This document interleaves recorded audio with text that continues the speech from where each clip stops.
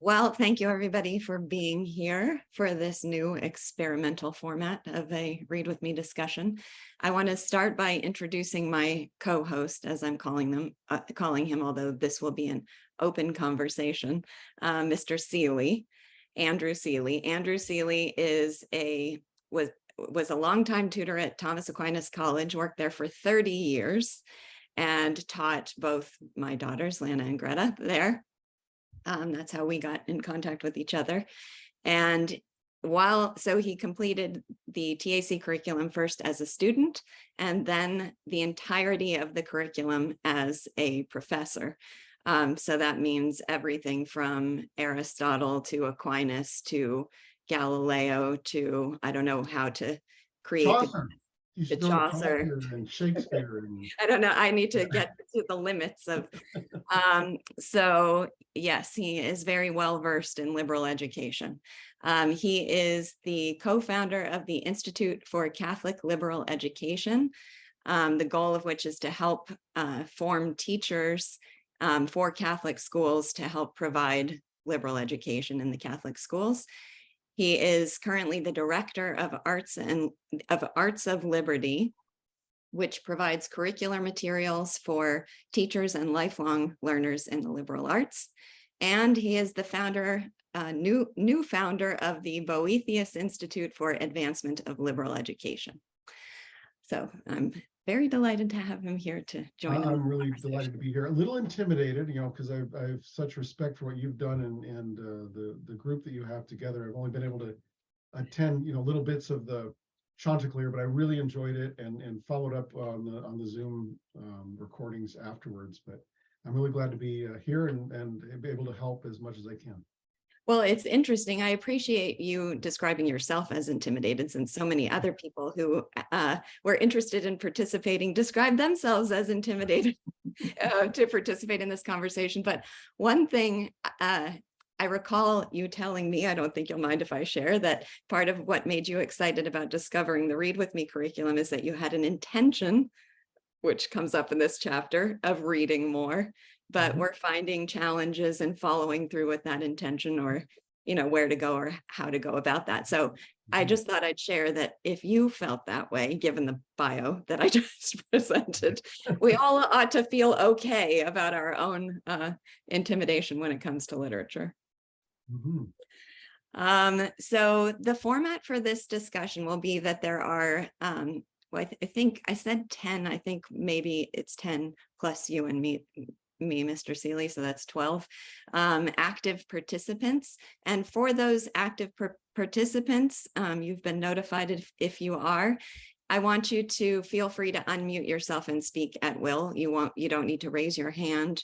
You can just participate whenever you have something to say. Now, there's inevitably going to be some awkwardness in that format, and it's hard enough just in an open conversation in a classroom. It's even more challenging when you have the technological challenges of Zoom, but I'd like to try to do that, and then we can adjust if we find there are things that don't work. So I would probably keep yourself muted for the most part, if you have background noise, and then unmute when you want to speak. And then for everybody else who's participating, please feel free to comment in the chat. We, the active participants, are going to try to keep an eye on that so we can bring things in that come up among you. All right, any questions? That seems clear? Okay. So I'm just going to dive in, and I've taken some notes and formulated some questions based on the chapter. So I'll just dive in with a question and feel free to contribute your answer. So the first thing that Bennett talks about is what he calls the misconception about literature that has to be removed from the path. So the misconception that has to be removed from the path. And there's lots of ways he describes that, viewing literary taste as an elegant accomplishment, seeing it as equivalent to the rules of etiquette, thinking of it as a charming pastime or a distraction, So I just wanted to, open up discussion of that idea, whether anybody relates to that in some way, sees that as a frustration about the way people approach literature, feels like it's a hazard for you yourself or even just want to comment on how you understand what he means by that. Well, one of my favorite ways he phrased it was also a certificate of correct culture. So, it's this badge you want to wear. But definitely being able to relate to like he also describes the pressure you put on yourself of needing to do this thing, but for the wrong reasons. So very relatable. So please go ahead, Raj. I was saying that he makes a good point that if you have this kind of attitude or any attitude that resembles this one, that will actually make it difficult for you. It backfires, and then you can't, something that is in fact, it is actually a most wonderful, delightful pastime, so to speak, and you won't be able to achieve it, and you won't be able to get the benefits that, paradoxically, you won't be able to get the benefits that you're looking for. Mm-hmm. One question. So in terms of people's educational experience and backgrounds, if I recall my classes in literature in high school or even in college, it felt very much like it was being taught as something for cultural literacy, or certainly as something academic, not personal or soul-filling, or and so I feel like this is built into the whole standard approach to teaching literature. Do other people relate to that?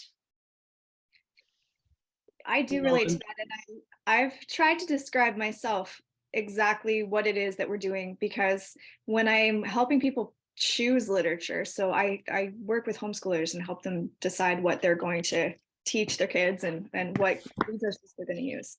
And one of the things that I've had trouble articulating is exactly why and what are the standards of literature that you choose for your children. And one of the things that I talk about is exactly some of the things that he talked about, which is cultural literacy. Maybe choose books that are going to be referenced, or that they're going to come across in other things, because it's a practical reason for reading them. But I agree that that's not at base the real reason for it, but it's so hard to articulate. So I appreciate him covering so many things that or what come up when I try to describe why you should read literature. One of the things, and this really touches on what you're talking about, Lisa, is that struck me in my work with schools is that literature is really has they don't know why they teach literature anymore. And it's kind of it's been phased out really of the curriculum, except to the extent that it can be seen as useful for something else. Mm-hmm. But that you would actually want to teach children to enjoy and be excited by, informed by literature is really lost, very lost, I think, today. Well, what that makes me think of immediately is how much of the language of standards for schools is college and career as the purpose of education. So as soon as you have college and career as the purpose, you're eliminating much of what Bennett talks about as what he regards as the purpose, as actually being relevant. It's not about formation of the spirit and broadening of the intellect of the individual student. That idea at the core of liberal education seems to have been lost largely. Yeah, for me, I get a certain feeling of embarrassment when someone mentions an author that I haven't read yet, that I just haven't gotten around to. Like, I'm sorry, I haven't read Balzac yet. I'm horribly embarrassed with myself. There's a bit of that. I try to get rid of that attitude, because what I try to do whenever I read a book is like, okay, I want to get this author's attitude. I want to get to know him like I get to know a person. And maybe I might desperately dislike this person, but I really want to try to get behind their eyes and have that feeling for things that they have. And I mean, there's a lot of it's always weird, sort of like vacillating between like trying not to fall into, well, I want to read this because it's one of these cultural products and I want to have something to say about it. That's the thing I try desperately not to do. I'm reading this so I have something to say about it. Mm. What I want to do is I want to read it so that, okay, what is my feeling towards the example that comes to mind is Salinger. Like, I hate Salinger, but I have to say I gained a lot from reading Catcher in the Rye. Like, it's a repulsive book, but there were things like, yeah, that there's a certain inarticulate expressiveness to that. Somehow that contradiction means something. This is going to go out of sequence, and just I think everybody here knows how well read Ray is, so there's an irony in that. But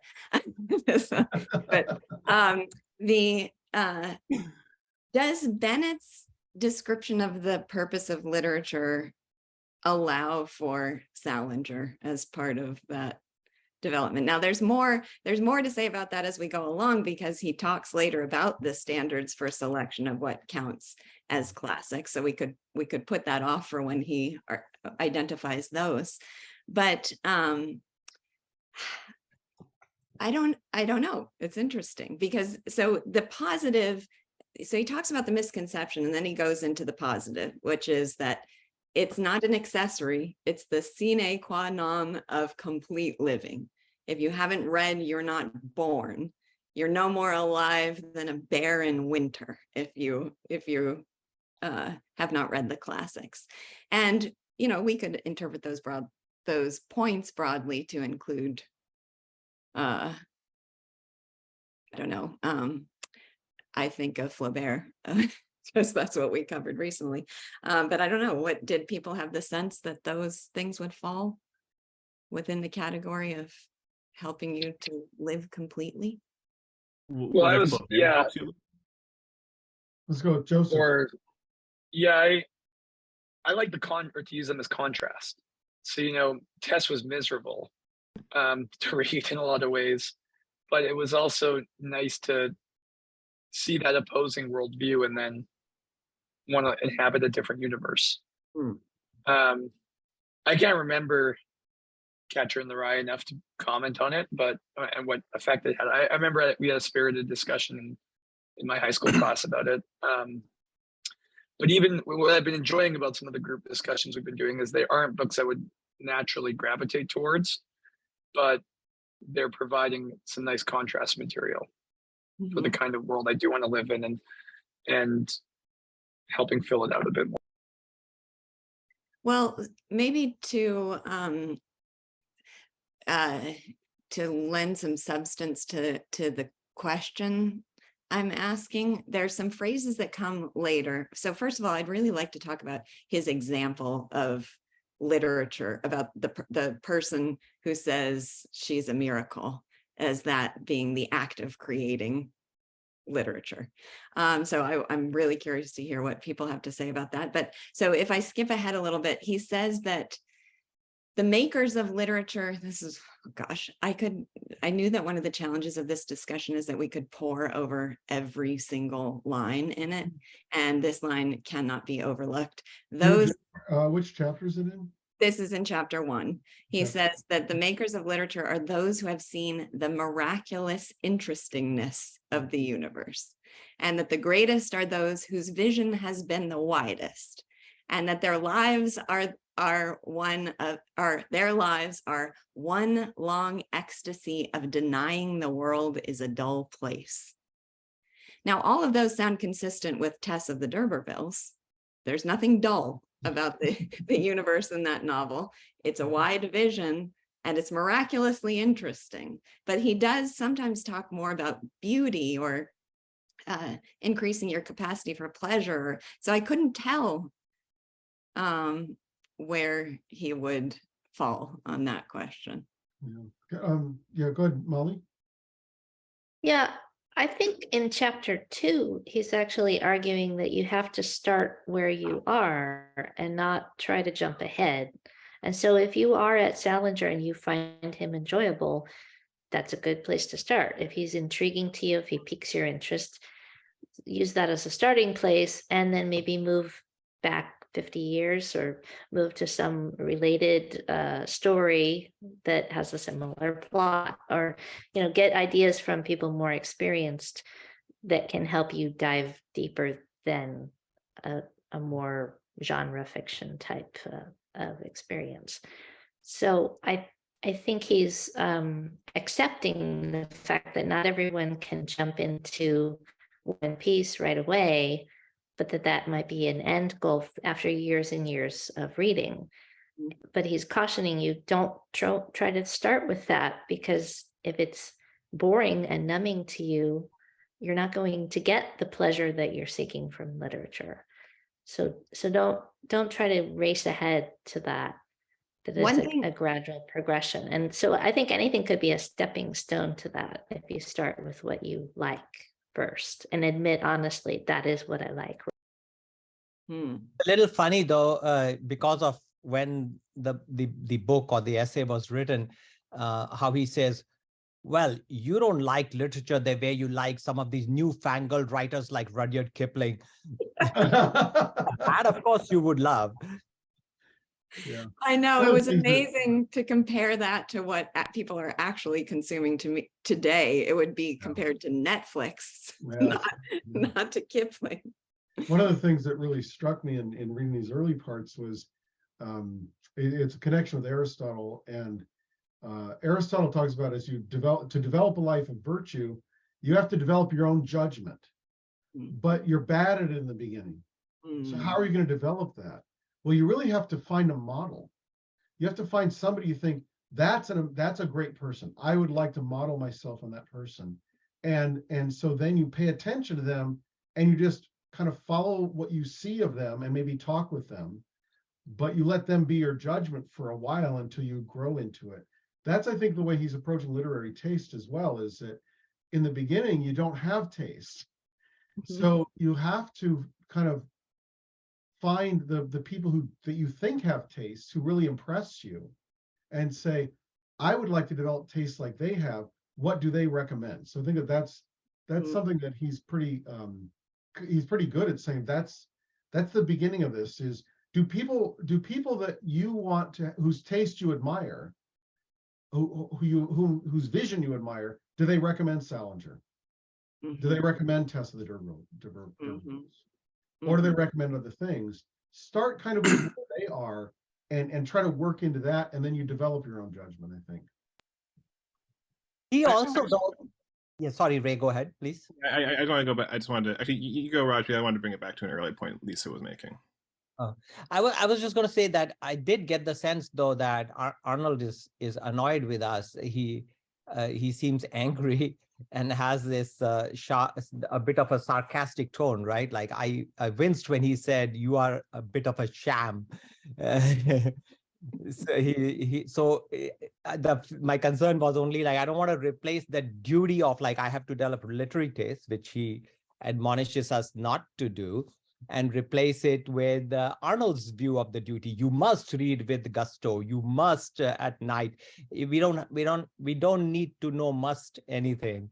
So I don't know. There must be some like story behind it. Why he seems prickly. I feel like on that it's more just when I read Ben, I really feel like he cares about you.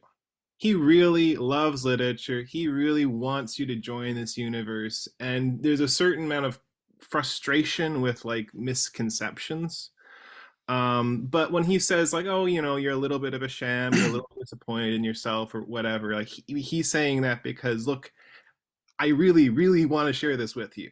This is the most important thing in your life. Listen, and not in a pushy way, but just in like, he loves it so much. But one thing I wanted to say about what Lisa was asking earlier about, I get whether Madame Bovary or other sorts of works like where it's like it's very humdrum, it's very much regular life. What's presenting. I think this is a question like whether that fits in with sort of the Bennett perspective. Well, one thing, I haven't read Bennett, but I'm fairly certain he's pretty much a dyed-in-the-wool naturalist. for one thing, in terms of like his novels. But when it comes to Madame Bovary, and well, I think the better example is Gogol from recently.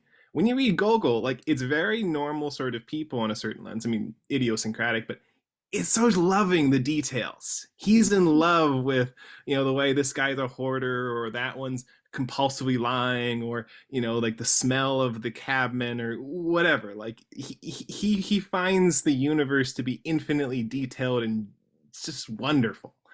I love, and Bovary, Flaubert, he's got a certain contempt for life, or at least, but there's another sense in which he loves just taking a bit apart all the little bits of it and being an anatomist of just all of life's frustrations and disappointments and disillusionments and so on. Well, this point there's an interesting question here for me too. So when I picked up this book the first time, some of you know, I made a video of myself recording the first chapter because I was like, I found my kindred spirit across time. And then I stopped to reflect afterwards. Well, how would somebody who felt, I still feel on the, end of his wagging finger, a lot of the things he says about being a sham. And, if George Eliot is like what I console myself with thinking is a classic, instead of being one of the true classics, is like that's the comfort food of classic literature, then I stand accused. But I wondered whether someone who didn't feel as aligned with him from the start, how they would react to all these statements about if you haven't read, you're not born, or if you haven't read, you're no more alive than a barren winter. These were things that just resonated with my soul, but I don't know how they'd be reacted to. So, yeah. This tone is very judgmental. I love literature, but like, but just the way he, instead of saying, hey, you are missing out. I mean, you don't have to read it. I mean, I'm not going to judge you for it, but like you're missing out. There is this. But he is judging you for it. He thinks you do have to read it, or you haven't woken up. He doesn't think it's optional. Yeah, but that's not the reason. I'm just presenting my viewpoint. How emotionally I reacted to it was, no, I don't have to read it because you think I should. The reason I want to read it is because it's a source of deep pleasure. There's a little bit of a problem getting like a little hurdle that I have to cross in order to be able to suck that pleasure out of this literature. Sure, but not because, again, so pleasure cannot become a duty, right? Like, obviously. Sure. Well, I want to observe quickly that Greta and Ian, as active participants, since you do not have to raise your hand, you can just jump in if you can. But since they've been waiting, I would like to give them a chance to speak. Greta, Greta, do you want to go ahead, Greta? Can you hear me okay? Yes. Okay. What you just said, Raj, reminded me of a story I just heard about someone who went to lunch with a guy and he was asking if he'd read a certain book, and the guy said, no, why do I have to read that? And the man said, well, you don't have to read it. You don't have to do anything, but I also don't have to talk to you because you don't know anything. And I think that's kind of what Bennett is saying too, where it's like, yeah, you don't have to read these things. You don't have to live a good life. I'm not saying you have to, but why would, like, it's just, yeah, I don't know. You don't have to do anything, but you do have to read literature, if nothing else, Yeah, I wanted to add that I think that there's a difference in tone between the first and the second chapter. In the first chapter, he's talking about the normal person who encounters literature. But in the second one, I think he's addressing more the person who picked up this book. And he says, well, you picked up this book because you're not content with yourself. Oh, that's a good point. I think that the people that he's saying are not alive or not awake, he's saying those are people who are not really serious about this. But the fact that you picked up this book means you're serious about it in some way, but you're not happy with where you are. So there's at least a difference of audience there. Yeah, so the finger wagging felt so effective to me because it did seem like the fact that you picked up the book is a really, like, it seems obvious now that you've said it, but I didn't think of it, but you picked up a book on literary taste and how to form it. So you Yes. want to be told how to form literary taste. And then the like, you feel a bit like a sham, you want to be more truly literary, you exhibit an enthusiasm you don't always feel, you buy books and you don't read them. Every one of us can relate to all of those things, I'm sure. So it just felt satisfying to me. I didn't feel attacked. I felt like, oh, he's really naming the things that are But going. then he proceeds to say that you must assign certain hours on certain days to reading and go ahead and buy books even if you have no intention of reading them. So it's just a false alternative. When my son was in grade school, the school would say, try to cultivate a love of reading, quote unquote, and they would give some kind of like award for how many books you read and all that. I said, what are you doing? This is a kid who goes to the library, checks out 45 books at one time. He is hiding in the bathroom reading books when we told him not to read. So this is like telling me, hey, Raj, you are missing out. You're not eating ice cream. What's wrong with you? I'm not going to talk to you if you don't eat ice cream. I eat ice cream because I love ice cream. That is the only reason, not because you think that eating ice cream is the height of pleasure or something. But by picking up this book, you were asking for his input. So it's not like some guy who stopped you on the street and started reprimanding you without your permission.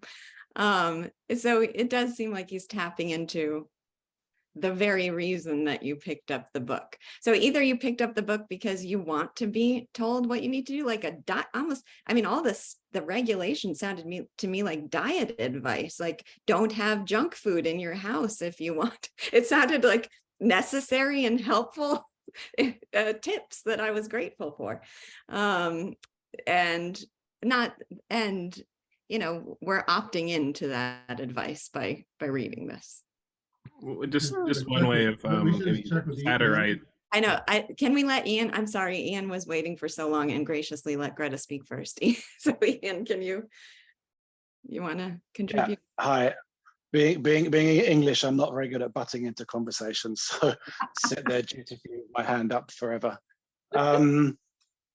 Yeah, I loved him talking about the importance of literature, the sine qua non of life, and I particularly loved his line about being presented to the freedom of what it is to be presented to the freedom of the world, I guess he means. And it sort of reminded me of Leonard Peikoff talking about philosophy and how it's not like zoology or chess, where you could pleasantly go through your whole life and not know anything about it. He asked the rhetorical question, philosophy, who needs it? And the emphatic answer is you do. And so I felt Bennett was talking this way about literature, and it had the effect on me of increasing my intimidation. You talked about intimidation at the beginning, and it had the effect of increasing my intimidation because I'm not well read. And somewhat like love in my 20s, I kept waiting to be hit by a thunderbolt of lightning when I read books. And when it doesn't happen, I'm like, well, something's going wrong, and here's this guy telling me like, you're not alive, you're asleep, you know what you're doing. And now I'm just like, wow, there's even more pressure upon me to say that when I read a book, yeah, oh my God, wasn't it great? Well, that does address the question I was asking before about the sequence of the points. So if you already feel like, well, I'm one of the in crowd, then it doesn't feel intimidating or offensive. But that's interesting that it felt almost off-putting, or like it was making you back away from the project because it's too strong from the start. Yeah, and if you come out the other end and don't think, oh, I can't do without this in my life. Shauna? I think that part of what he's doing is, in a sense, putting us on the side with him, because he is annoyed at all the people who are missing out, and he wants you to be annoyed too, rather than for you to be one of the guilty parties. Because, well, I mean, if I'm on an airplane and someone asks what my job is and I say I'm an English teacher, I know where we're going next. They're going to say, oh, I need to watch my grammar, as if I'm the grammar police, and that's as well. I teach literature, and then, oh, I've never read this. And then I started apologizing. I'm not well read. I think obviously the way that he's talking about this, there has to be a certain quantity, but it's more important to read well what you read, and the passage you picked out was so One Long Ecstasy. I had mine open to that too, because he's sometimes he's just epigrammatic. You know, he has a sentence that you could put it on a needlepoint and put it, you know, on your wall and hold on to it forever. Yeah. I think ultimately that he is talking to us, and even needling us is a way of making himself and us present in the moment. Because, and then of course he's got the example of dream children. Oh, yes, we haven't Yeah. gotten to that Yeah, officially yet. yeah, but it's kind of, Yeah. he's working up to that. Yeah, And yeah. and he says, and you stop what you're doing now and you go read Dream Children, Oh, because right. in a way that's what we do when we try to get people to read. Yeah. You, Oh, I love you know, I'm not the substitute, but you need to read it yourself and experience it. And And in case then we'll talk. anyone has not read up to that point, I thought it was absolutely brilliant. He makes all these points about how you ought to experience literature. And then he says, now stop everything, go read this work of literature, just a short story, and don't come back to this book until That's you. how I had to do I was it, like, too. that was bold. Yes. So bold and so great. Lisa, I'd like to just read this thing we've talked about a little bit and just see if people agree with it, because it is a very striking claim. This is in the second paragraph in my book. Literature, instead of being an accessory, is the fundamental sine qua non of complete living. I am extremely anxious to avoid rhetorical exaggerations, because I'm not exaggerating in any way here. I do not think I'm guilty of one in asserting that he who has not been presented to the freedom of literature has not wakened up out of his prenatal sleep. Do we think that that's true? Do we think it's an exaggeration? I don't know if it's true for everybody, but it's true for me. Like I can look at points in my life and say, this changed because I read this book, like starting from when I was 10. So I know that it can be true, was my thought on reading that. Now, whether it's true for everyone, it seems not, because it seems that there are people who don't feel that way. It was funny how he says all he can do is eat his dinner. He's not born out of his prenatal sleep, and so, and all he can do is eat his dinner. And then, of course, later he quotes Blackberries. Eating the blackberries from Browning's poem. Yeah. He's funny. Of course, I'm a literature teacher, so I'm going to be very inclined to side with him on this point. But the thing that I observe in the course of teaching literature to junior high students over 2 years is that they, and of course they have had wonderful literature instruction up to that point, but I get to take them into the realm of adult literature. And I do think they are fundamentally different people after those 2 years, different in the way they view, in something about the lens that they're bringing to the world. And it's tough to describe that, and it's tough to describe it without sounding like you're exaggerating the point, but there's a, I don't know, there is a like relish for the interestingness of the world. There's a kind of moral perspective that seems to have been really dramatically enhanced in them through the course of really honing in on these moral points in great literature. And so it is something that I feel like I witness. And I've often heard students tell me when they come back to visit that they'll meet somebody, and I'm sure this is said of TAC all the time too, that they'll meet somebody out in the world and think, I can't believe that's not a VanDamme student, or that's not a T. There's like a distinctive way of approaching life and thought, and and I think a lot of that comes out of just being exposed in a formative way of to great literature. Well, like when just in terms of like being awakened by literature, like there are so many experiences that I can think of that I don't feel like I understood properly until I had read a book that described them on some level. Like I can think of parts of Somerset Maughams of Human Bondage that's like, yeah, I had that conversation. I didn't realize I was plagiarizing.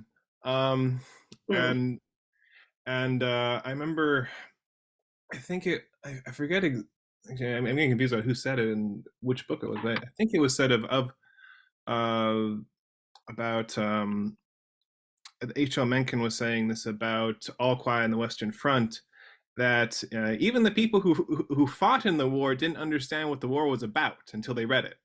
You know, there were Now that might not be, that might have not been, but you know, that's the sentiment. And I can just think of so many things like, yeah, I just was blind to that feature of my life, and about, or this kind of person and the way they feel, or this sort of set of feelings that I had. Like I just blind to it. Just didn't have that frame. Yeah, Elizabeth Drew, who wrote a book on poetry, her phrase for it is that great writers kind of highlight and put into beautiful, memorable words things that we only dimly and dumbly feel. And that phrase has stuck in my head forever, that there's a lot of experiences that we all have had that are our attention is, we're able to conceptualize them, and our attention is drawn to them when we see them dramatized in literature. So I wonder, I mean, it's one thing to say that literature has done that for us. It has awakened us in a way that we wouldn't have been without it. It's another thing to say, and there isn't another way. Do you think that it's right that you'd say to other people, if you don't read, you're not going to be awakened. You're not going to come to this fullness of life without reading. And that's a crucial question for education right now, because there's so many ways in which the young don't read at all. And then you have to ask yourself, is it important for us to educate them to make them read, because they won't, there's no other way to do it.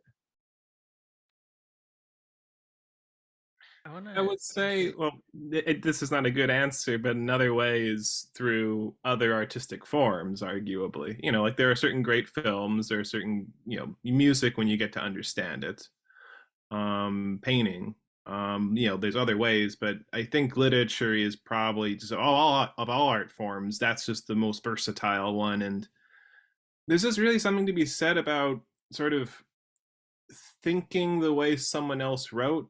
Like when you're reading somebody, it's like, no, like it's sort of like you're them for a little bit, for a while, when you're carrying that along. Like you really are imbibed in that world in a more intimate way than other mediums on some level, I want to say. But well, that's what I was going to say, that probably the replacement is having people in your life as great as the authors you read. But I think that that's probably not very realistic for most people, because I think that, yeah, when you're reading, what you're doing is you're seeing the world through their eyes, and you're trying to learn to be able to see in the world what they see. And I think probably the even superior way of doing that is having one-on-one conversations with people. But I think that's not a reasonable thing to ask people.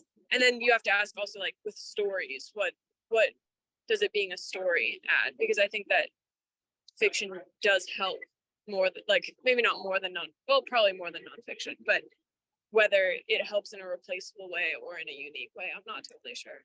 The storytelling aspect of it, and then the absolutely precise and essentialized aspect. So if I had Hugo in my life, there's a lot I'd learn from him, but the Hugo spirit is what's going to be really effectively captured in the works. But that is an interesting thought.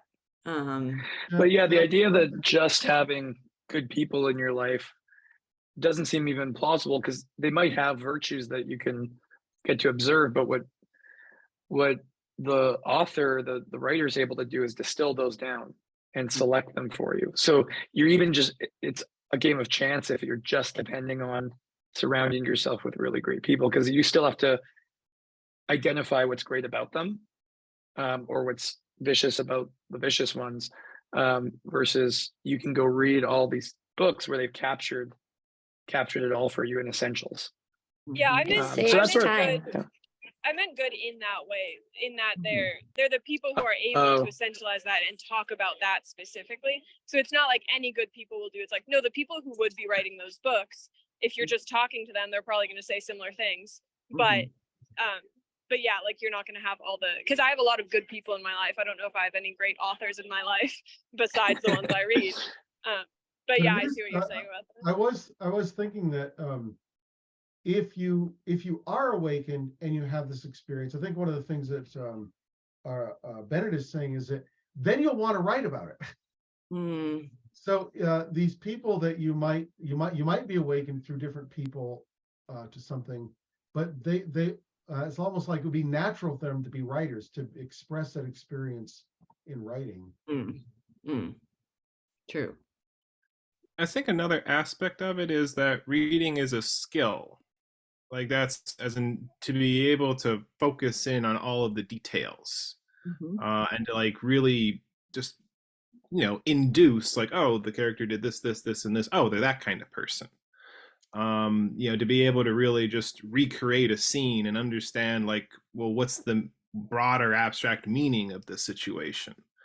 Like that's a skill. Like we're used, as in you can read classics and even enjoy them, but to actually like really delve into them and grapple with all of the details, like that's something that's not natural, that we don't naturally do. And for me, like I can think of times when I've read where it's just like I had a lot of fun just reading books where like, why that adjective, or why is that sentence structured that way? Like, and you learn new things. Like, oh, well, that conveys like how that person was thinking at the time, or like he has that adjective as sort of an understatement or whatever, and like that gets you into a whole nother way of viewing the world in that careful, precise fashion. I want to add. Oh yeah, please. I think it's really good that you pointed out that it takes work, because that's one of his points. And one of his points is that if it's not taking work, you're not doing it right, or you're reading the wrong things. And I think he's addressing the fact that some people say, well, great literature is just too hard. I don't have enough time for that. And essentially he's pointing out, and I think you're pointing out that, well, I guess maybe you don't have enough time to eat. Yeah. To eat actual food that you have to chew. Maybe baby food is good for you. But most of us who are not babies would prefer to have food that requires teeth. And, there is a kind of intellectual teeth you need to have, and of course, adult eyes, and that's part of the polemic purpose that he's after here. He says, basically, don't be discouraged because it's hard. That's how it is. And that was one of my favorite parts, because I didn't feel under attack by him. I felt like he was just ripping the lid off things and making us look. And towards the end of the second chapter, he starts talking about, how it takes regularity, right? So it takes that regular effort, and that most of us think we're not able to do it or don't have the time for it. And I think he says, it's just an attempt to excuse idleness, and that he thinks you can do it. And it just makes me really reflective on how much time I waste on things. Like, we say we don't have time for things, and then I'll catch myself on Twitter or, scrolling through some news article, and you don't even realize you're spending your time on those things. And then when it comes to literature, but I don't have the time to put the effort in. Meanwhile, I'm doing all of these things that will also undermine my ability to focus on literature. So that's what I really appreciate about these first two chapters, is he's being ruthless, but in a very nice kind of way, to really, because you have to be. You can't dance around what it takes. You have to come to grips with that first, that it's going to take the effort. Otherwise, if you just casually pick it up, you're never going to get good at it. And that's that kind of story he tells at the beginning of the person who just buys the book in the bookstore and oh, it's not for me. Yeah. And then feels insecure talking to other people, and then thinks they're posers, and creates this vicious cycle. Well, really quickly on that point, somebody put this in the chat too, the quote that human nature is weak and has need of tricky aids, even in the pursuit of happiness. Love that. That's another great. And then I loved the idea of like, well, this is a real serious undertaking. Great things require hard work, and there's a solemnity and a reverence associated with it. So you should mark it on the calendar as a solemnity, the day that you're going to commit yourself to this task. But if I could go back to Andrew's question, the question of, is this really true? So oh gosh, Educational Wastelands, Arthur Bester, who I've recommended to you, Andrew, before. He talks about intellectual disciplines, and that, the reason the subject areas have developed is that each one provides us with a unique sort of intellectual discipline, a unique way of conceptualizing the world. So science might be one, literature might be another, history another, and that they're all kind of necessary to a fully functioning, educated human mind. And so in that sense, you could say, well, to be fully human, you need to develop all parts of the intellect, and this literature is one. But it doesn't quite seem to me like that's what Bennett is saying. Like, would he say, he who has not studied science is not born? It doesn't seem like it's just the point of, well, this is one dimension of human life that has to be developed. It seems like he's saying there's something really distinctive about this one. But he includes science and history in his list. So his conception of literature is wider than, I think, fiction. That's what I was wondering too, is what exactly does he mean by literature? And I would think he wouldn't mean by it sort of studying a chemistry text, but he would include Albert Einstein's writings on science and his expression of science in a way that shows why he loves it and why it's worth loving. That it seems he would include. But I'm not sure if he would include just the science abstracted from that conviction that this is a beautiful and worthwhile thing to encounter. Now, I don't know, but it's not entirely clear to me as we're reading through it. Yeah, but and it will be clear with his book list that comes later, and I've forgotten that part. And that makes a lot of, so he's saying something like the great books is what he means by literature. Maybe not coextensive with the official list of great books, but something like that. Yeah, I think that there are many things obviously in life that are of great value, and I'm in the scientific professions and so on, but literature, in the sense that we use the word literature, is unique. I do think it is unique because the reason why he says that you're not even alive, right? Like, if I have never read Einstein, but I think I'm alive and I think I'm going to die without reading Einstein, and I'm fine with that. But literature, the reason literature is different is because of the emotional impact. Those who understand Rand's explanation of why art is important to us, understand why it has emotional power. So I don't think we can equate art with this emotional power. It's not quite the same thing as reading other useful things like a cookbook or a scientific book. It's completely two different things. Well, I know. Sorry. Good. Sorry, I'm just going to quickly wanna... put in, it seems really clear that there are works of emotional impact that he would not include on his list, right? There are stories and things that he wouldn't consider literature. So where does that line? In the reverse, he's not talking about fiction. It's, if I skip ahead to the English library, what he thinks we all have to include in our library, it's Edward Gibbon. It's let's see, it's called in English chapter 12. I'm looking at, he has Edward Gibbon, Decline and Fall of the Roman Empire is on the list. Sir Isaac Newton is on the list. And Newton, right. And Darwin, right. Spencer Right. with a C. Yeah. Yeah. He's mixing two types of things of great value, but they are distinct and have to be approached differently, I think. Well, I'll agree with you, Raj, that there's a distinction there, but I just want to say, using my experience as a math PhD, that there are certain theorems and certain proofs and ideas in mathematics that it just feels like, I just can't imagine having lived without knowing that.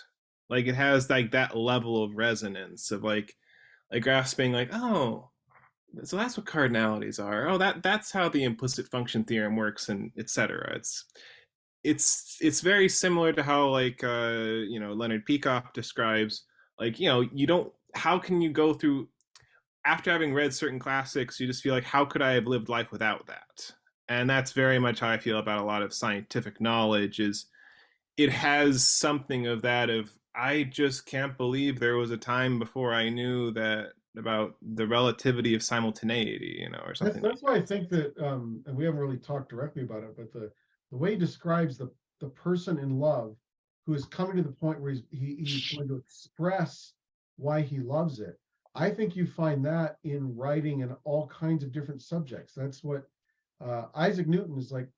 I just discovered the way the entire universe works. And I know that people aren't going to like this. I'm going to have to shake some people up, but that's what I'm going to do here. And I'm going to do it in some propositions and kind of in an abstracted way with a few little comments once in a while. But he's doing the same kind of thing that Bennett is describing, with that person in love with a miracle of nature. Mm-hmm, mm-hmm. I don't And know if he this has is to share exactly it. how Ray put it. I And love he the has way to Ray share put it it right about away. like the love of knowing, right? And I don't think it's about the emotional experience primarily, because you know, music can evoke a lot of strong emotions, but it's not the same kind of knowing as when you've read broadly in literature and covering nonfiction as well. So I think it's something different than the emotional response. It's more related to what you learn or know as a result of it.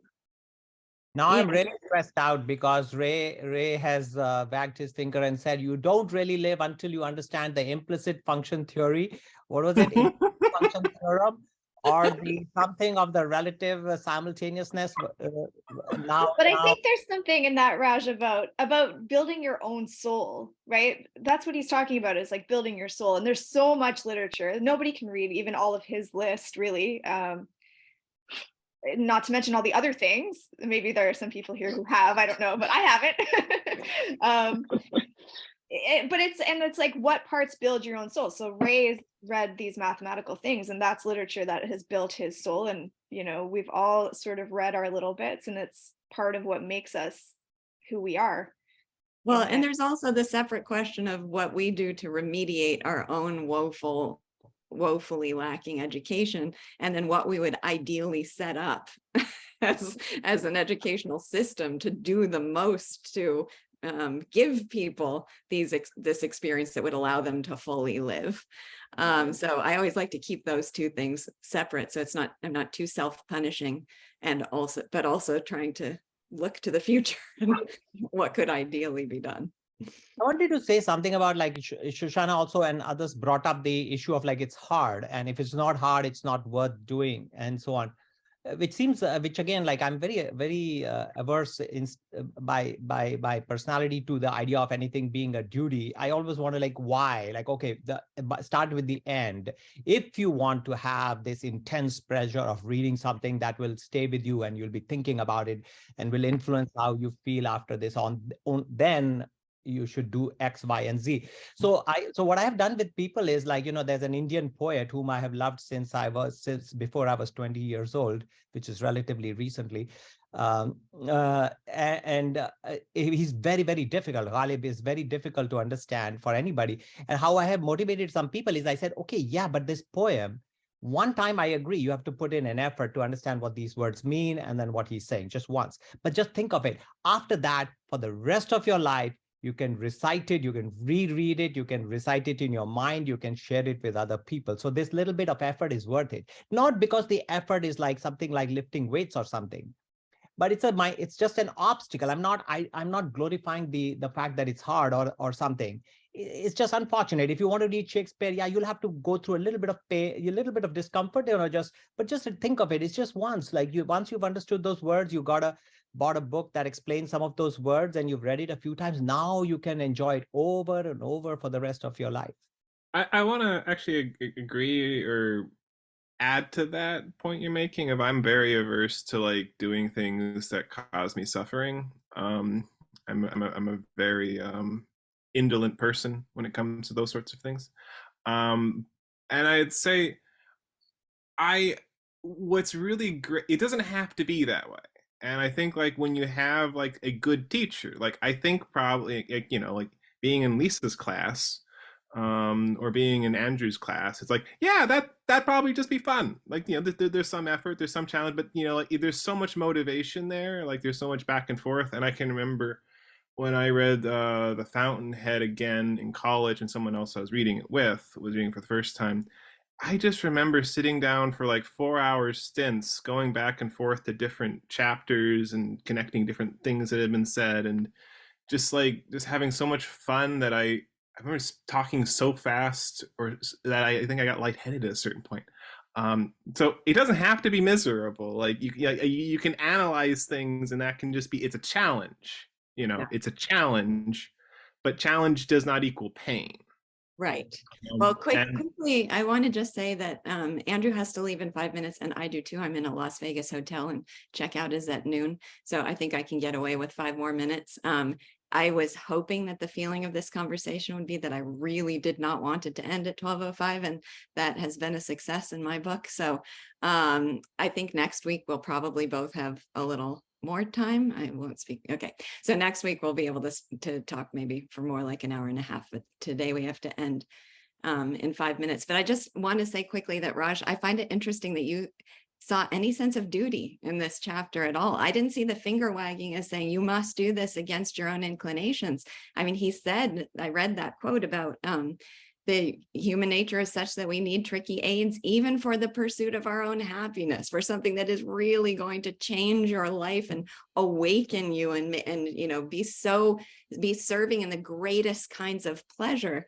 And that does seem to be a point that seems to be getting lost in everything. All the discussions in education are about how to make it like fun and easy for kids, and that there's no labor to it. But we all have had the experience that things that are the most fulfilling require labor, not necessarily a sense of like imposed obligation. Yeah. He also suggests that you start with, this is for people who need to build their literary taste.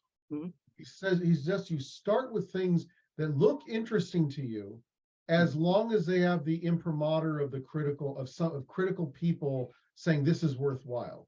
So, but he does kind of want to blend, I think, that enter into it according to your interest. Try to find stuff that you think you will like, but it's going to be serious, and so there's going to be a difficulty in it. So he wants to try to blend both of those things, I think.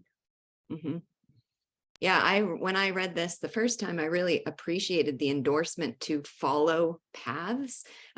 So I love Ross Stand. If Ross Stand recommends somebody, then I tend to chase that path, because I know if it's been established that I have a deep connection to this author, then following that course is likely to lead me to other things that I love. So I found that useful advice.